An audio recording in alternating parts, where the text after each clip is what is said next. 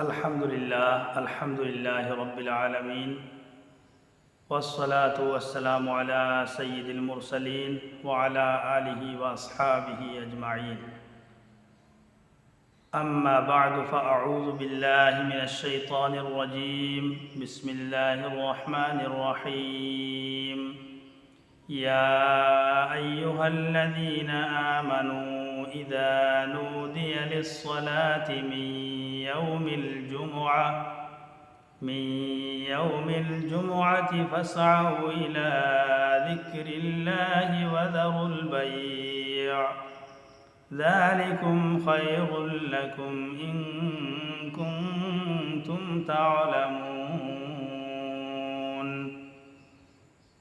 सूरह जुमुआ सूरह नंबर 62 आयत नंबर 9। आयत करीमा का तर्जुमा।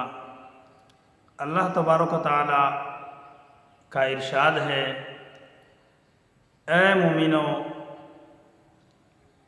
जब जुमा के लिए अज़ान दी जाए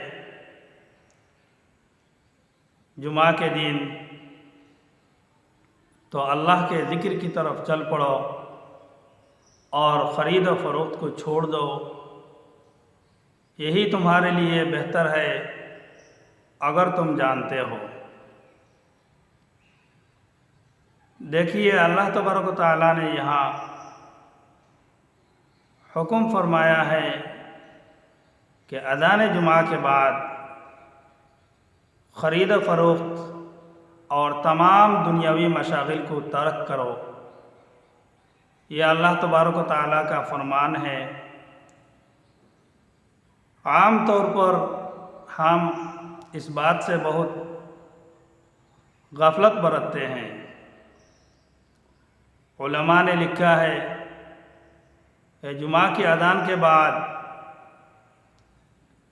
सिर्फ जुमा की तैयारी कर सकते हैं, सवाए इसके दुनियावी और तमाम मशागिल को तर्क करना चाहिए। मसलन सोना, खाना पीना, दुनियावी बातें करना, यहाँ तक कि दीनी किताबों का मुताला करना भी मना है। अल्लाह ताला हमें इस बात का ख़ास ख्याल करने की तौफ़ीक़ अता फ़रमाए और हमें हिदायत नसीब फ़रमाए।